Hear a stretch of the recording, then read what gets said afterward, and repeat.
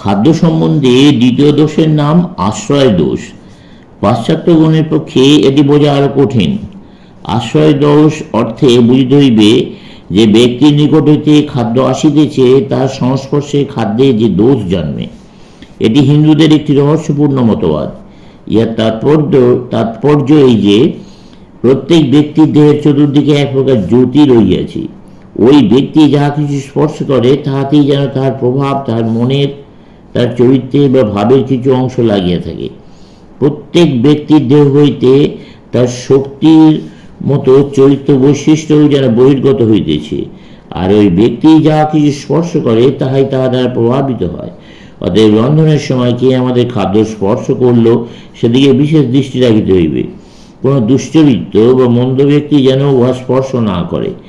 যিনি ভক্ত হইতে চান তিনি যাহাদেরকে অসচ্চরিত বলিয়া জানেন তাদের সহিত একসঙ্গে খাইতে বসিবেন না, কারণ খাদ্যের মধ্য দিয়া তার ভেতর অসদ্ভাব সংক্রামিত হইবে। তৃতীয়, নিমিত্ত দোষ। এটি বোঝা খুব সহজ। খাদ্যের ধূলি প্রভৃতি সংস্পর্শে যেন কখনো না হয়। বাজার হইতে রাজ্যের ধূলিযুক্ত খাবার আনিয়া উত্তমভাবে পরিষ্কার না করিয়া টেবিলের ওপর রাখা ঠিক নয়। থুতু, লালা প্রভৃতি হইতেও সাবধান হইতে হইবে। ঈশ্বর আমাদেরকে সব জিনিস ধুইবার জন্য যথেষ্ট জল দিয়াছেন।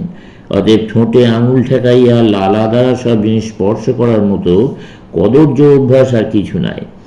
শৈথিলিক ঝিল্লি, মিউকাস মেমব্রেন শরীরের মধ্যে অতি কোমলাংশ, এগুলি হইতে নিশ্চিত লালা দ্বারা অতি সহজে সমুদয় ভাব সংক্রামিত হয়।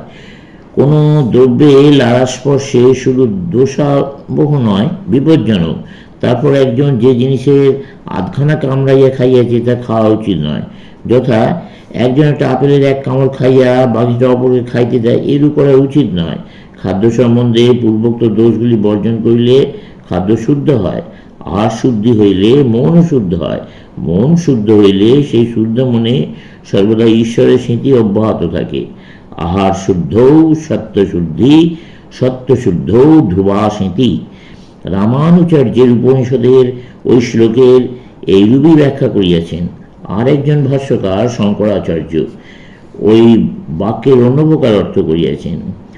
আহ্রিয়তে ইতি আহার, যাহা কিছু গ্রহণ করা হয় তাহাই আহার। সুতরাং তার মতে ইন্দ্রিয়গ্রাহ্য বিষয় সমূহই আহার। তিনি কিভাবে ব্যাখ্যা করিয়াছেন?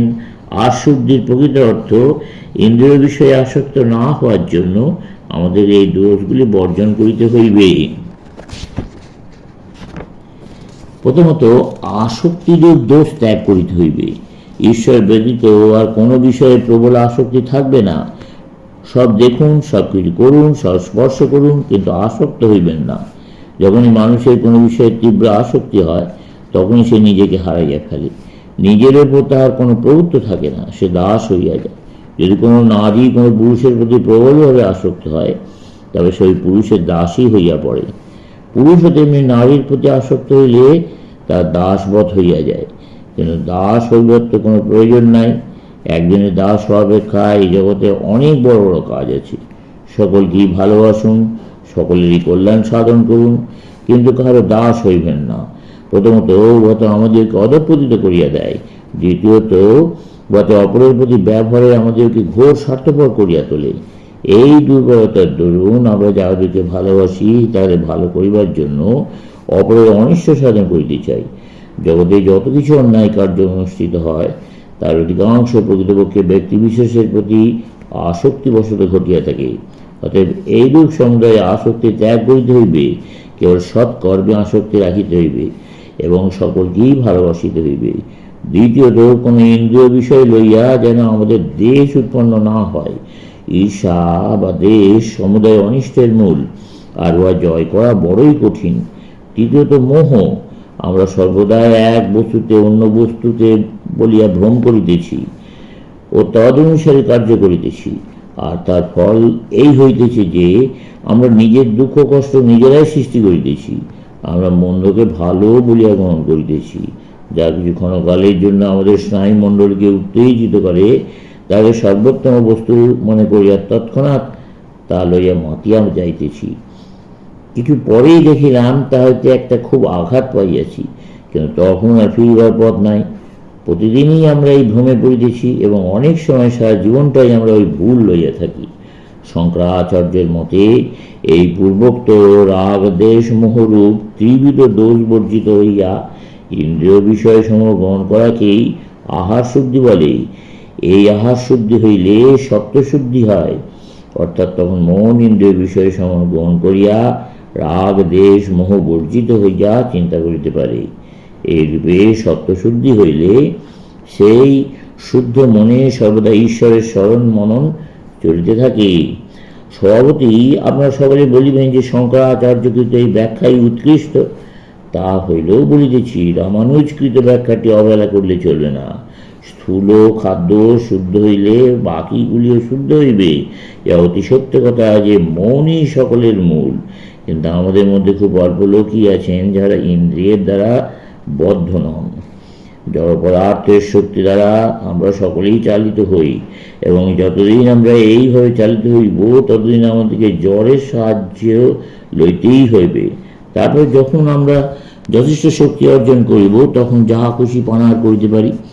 আমাদেরকে রামানুজের মত অনুসরণ করিয়া পানাহার সম্বন্ধে সাবধান হইতে হইবে। আবার সঙ্গে সঙ্গে মানসিক আহারের দিকেও দৃষ্টি রাখিতে হইবে। শরীরের স্থূল খাদ্য সম্বন্ধে সাবধান হওয়া তো অতি সহজ, কিন্তু সঙ্গে সঙ্গে মানসিক ব্যাপারের দিকে দৃষ্টি রাখিতে হইবে।